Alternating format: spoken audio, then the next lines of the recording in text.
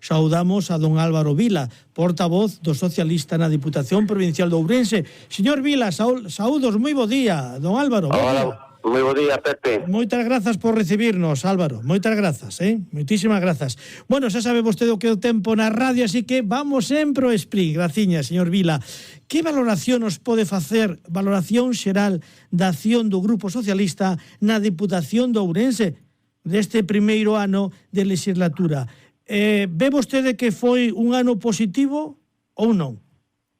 Sí, desde o punto de vista da nosa labor como grupo de oposición, os objetivos que nos marcamos desde o inicio se cumpliron na grande parte, se nos marcábamos a facer unha oposición constructiva e intentar chegar a acordos en este caso, co grupo mayoritario, o grupo do goberno. Plantexamos, digamos, as exigencias que se viñan plantexando en outros momentos por parte de outros grupos socialistas na Diputación, esencialmente, como ben sabido, digamos, a financiación xusta e equitativa, digamos, para os concellos da provincia.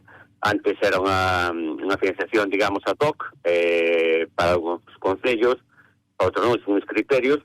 Nos conseguimos que estes criterios se marcaran de forma objetiva para os 91 concellos da provincia, e así acabamos o resultado final dunha proposta inicial que eran de 12 millóns de euros para ese reparto de fondos para os concellos.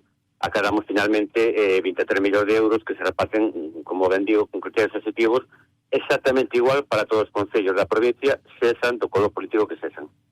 Señor Vila, podría ser a aprobación do Plan Único de Financiación dos Concellos COPER ou U, porque vostedes, unha e outra vez, din que os logros foi grazas a vostedes, os socialistas. Cal foi o rol de vostedes na adaptación deste novo mecanismo de financiamento máis equitativo, señor Vila? Vamos a ver, o noso papel neste caso foi fundamental. É dicir, recordemos que cando se aprobou o plan, cando se aprobaron os orzamentos do ano 2024, todo o grupo da oposición se votaron en contra, excepto o grupo socialista, que xa estuvo para permitir, digamos, que salise adiante tanto o plan Cooperou como os orzamentos. Isto foi debido a unha intensa negociación que se deu a dúas partes, entre o Grupo Popular e o Grupo Socialista, donde, partindo de situacións totalmente divergentes, fomos capaces de chegar a un acordo e poderlo plasmar, digamos, nun documento, traballando, quero recordar, o mes de agosto do ano pasado para poder chegar a tempo para debatir e poder presentarse nos mesmos orzamentos no ano 2024, e realmente a nosa parte foi fundamental, porque sin a nosa abstención, sin o noso acordo, sin a nosa negociación co Partido Popular, isto non se hubiera levado a cabo. Señor Vila, vostedes tamén presentaron iniciativas, que iba a dicir a vostede, non? Presentaron iniciativas a prol dunha meirande equidade e transparencia na xestión da Diputación. Pensan vostedes que conseguiron algún avance?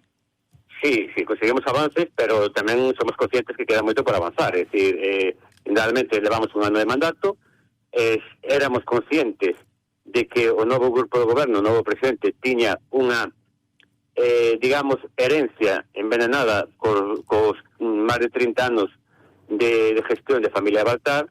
Entonces, pouco a pouco, o que estamos levando a cabo é que, digamos, vayamos descontando, digamos, esa herencia. É dicir, queda moito para avanzar.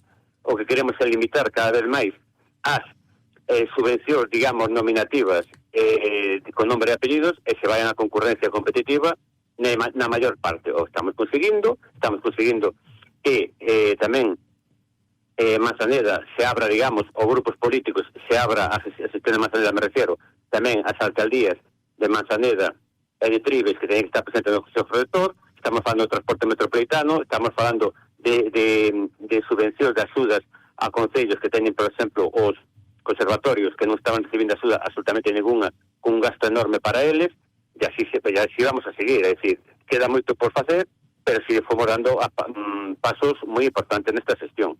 Voulle facer dúas preguntas en unha, se lle parece. Sí. Se lle parece, señor Vila. Tamén vostedes presentaron unha batería de iniciativas para garantir a presentación, esa prestación de servizos públicos de calidade na provincia, pero tamén vostedes amosaron unha especial sensibilidade para esa realización e sobre todo darlle vitalidade á provincia. Vostedes creen que ten futuro a provincia de Ourense? Permítame dúas preguntas en unha, señor Vila.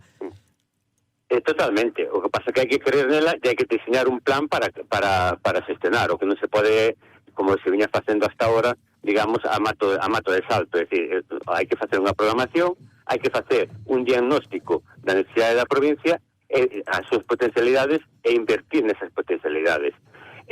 O primer paso, un paso importante foi darle esa autonomía financiera aos concellos, que somos os primeiros conocedores da nosa realidade e o que queremos potenciar.